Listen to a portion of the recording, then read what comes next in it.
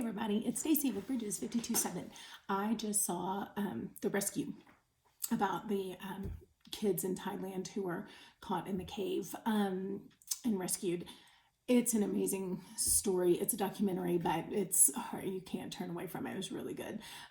For one, we've lived through it, so it's kind of always interesting to watch these things, but I always want to go to rescue stories because I know there's going to be amazing parallels to the Christian life, and I like seeing anything that Jimmy Chin does because he's astounding. So this will not disappoint. If you saw Maru or Free Solo, you kind of know how amazing his work is. But they said about Free Solo a couple years ago when it came out during the same season, right during Halloween season, somebody wrote that they were like saying how surprising it was that the scariest movie of Halloween season would be a documentary. And if you're scared of heights, that was definitely true. I would say the same thing is true of this one if you are in any way claustrophobic. So just fair warning on that point.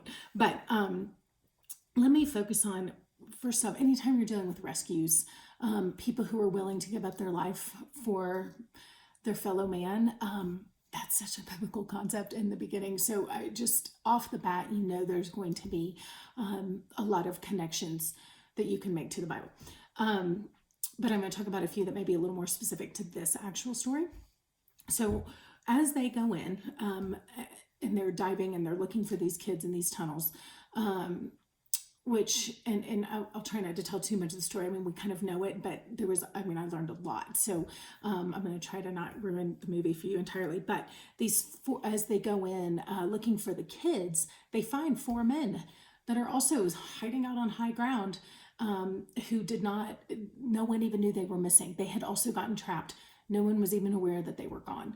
And I love that as a spiritual parallel because I think often in the Bible we see Jesus going to one place, but along the way somebody touches him and he gets interrupted. And we just see over and over and over that his life, as my Bible teacher used to say, that his life was one of interruptions. His ministry was one of interruptions. And interruptions are things of God. So sometimes we're so focused on the agenda that we leave people stuck who need help. And I just love that they allowed themselves to be interrupted. And I think we as believers need to be looking out for those interruptions more often. That so often, whether we're just busy going to work or maybe we're like some missionary who feels called to a specific people group, but we can totally miss along the way that we've been meeting all these people who are stuck and crying out for help. And we're like, no, I don't have time for you. I'm focused on this. And I think just to remember, like, we are constantly meeting people as we go who need our help, and to be able to be interrupted and to stop. And so it was such a beautiful thing that four men were saved, and they didn't even know they were lost. I mean, the rescuers didn't know that those four men were even in there, but they were saved, and they were saved because people were looking. So you got to be looking. Okay, so another thing that I really loved is the main guys who were really critical to the rescue in this were not the Navy SEALs or the Thai version of SEALs. It wasn't any of the locals who really understood, the situation. It was these random middle-aged men who nobody really took that seriously, but they showed up. They were cave divers by hobby. Like, they just had a passion for this line of work and had done a lot of it for fun. So even though you had Navy SEALs and they trained for underwater stuff, they're not really training for cave experience in that same way. These guys, this is what they did whenever they could, just for fun. So they had it's the Liam Neeson thing, right, and Taken, I have a very specific set of skills. So these guys they might not have seemed, they were not the expected rescuers by any means, but people quickly realized these guys have the answers and they understand this, and they are the only ones. Like, other people weren't even able to get into the caves for different reasons, and they knew how to navigate this stuff. So, and I think the part of this that was so particularly beautiful was watching these men over and over talk about how they had felt growing up, criticized and shamed for their personalities. And they were talking about, like, it's a different kind of person that has this as a hobby. Like, this is not your normal everyday pursuit. So one of them was told he was too cold and unemotional. Another one was told, like, I don't play well with others, and things that they had felt shame for much of their life. But then, and then they spent all this time pursuing this hobby. One of them, what he called it was like dedication to an obscure sport. And he was like, I've been doing this all my life, dedicating myself to this obscure sport that had no real purpose in the world. And all of a sudden, they are the heroes. And it was such a sweet story of like the underdogs that become the heroes. But I think even more than that, of how God makes us so uniquely, and those things that maybe other people don't appreciate, they still have purposes. And it may take us a while to have our moment, but God has a plan for our lives that is way beyond anything we can imagine. And even though what they were doing was just for themselves, it was just a hobby that they loved. But those things became the exact things that God used to equip them. So, and one of my passages that I love in the Bible is in Ezekiel. I think it's in chapter 2, where he's talking about how difficult his people are. He's like, they're strong, they're stubborn, they're rebellious, they don't listen to anybody, they don't listen to me ever. And he's like, but Ezekiel, you get to go talk to him. Yay for you. But he says, but I made your forehead every bit as hard as theirs. And I've made you, and he goes into this whole thing about Ezekiel's personality and his strong, stubborn personality that's equal to the task. And as I was reading that, I just remember going, I bet he was a really difficult child to raise. Like, I had compassion for his mother.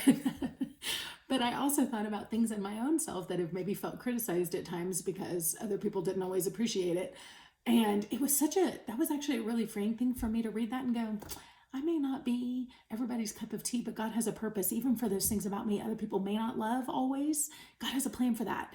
And I don't know, that passage just became really encouraging to me. And that's what I was thinking of when I was watching these guys. They were like, oh my gosh, nobody understood me all my life. And suddenly there's a place for me and I'm needed. And the things that weren't valued now are suddenly like the very thing that has equipped me to do this job.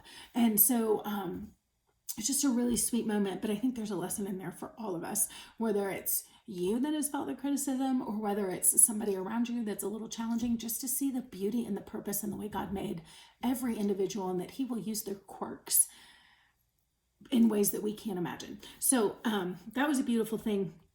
Also, just watching like all the different types of people work together, and how even though those guys had the skills that were needed, they didn't understand maybe the dogged determination that the SEALs did. And so by like day 8, they're like, we haven't found anything, we're risking our lives, maybe we should stop. And the SEALs are like, nope, because they didn't have this whole understanding of like rescuing people and leave no man behind and whatever. So they were like, no way are we stopping.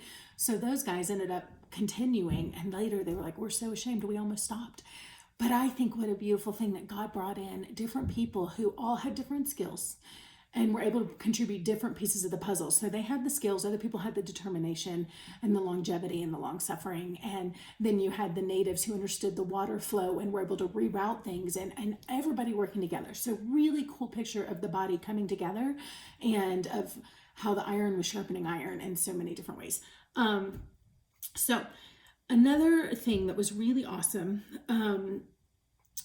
was, I'm losing my place. Anyways, let's see.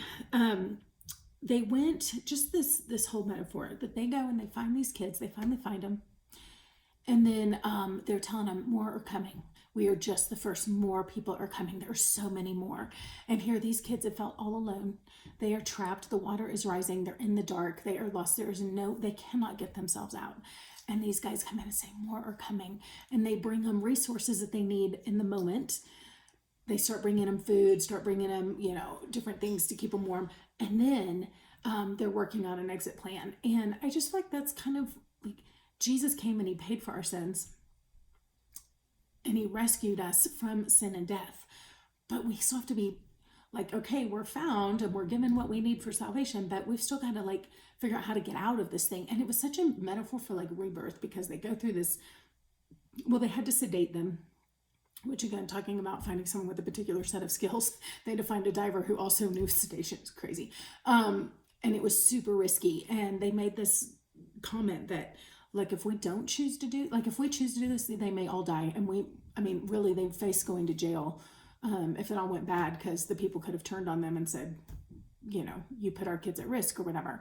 But they're like, the bottom line is we have no other choice. This will probably not work, but not doing anything will definitely not work. And so this is all we have. It's a terrible idea. It's our only idea. So they choose to go. And I think like the willingness to take a bold choice is amazing. I think so often we want to play it safe, and there's just times when you can't do that. So lots of cool parallels or things to think about there. But just to be so passionate about rescuing the people who are lost, that we're willing to do whatever it takes, and we're willing to put our own selves at risk. Not only our lives, our reputations, like all the things, right? But in order to get them out, they decide they have to sedate them so the kids do not panic in the tunnel. And so the kids had to be willing. They had to put themselves in someone else's hands. They have to be willing to literally be put under and then go underwater. I mean, they're put under in every kind of way, right? Pulled out. And so it's like literally like being born again, and very visually like being born again, coming out the tunnel. And it was just a really crazy kind of metaphor for them coming in saying, hey, more are coming. Because when Jesus died, then he sent the disciples, and then he sends us, and it's like, go send more people, let them know other people are coming. Because here's the deal, we're surrounded by people every day who feel like those kids literally were. They are stuck in a mire of their own sin. They are in darkness. They do not have hope. They do not know how to get out. They can't see the way, and they don't have the skills required to get out. And so we're the ones coming in going, and whether you're the one leading them out or you're the one just coming in saying, hang on, we're working on it. We've got help. Let me introduce you to other people who can help.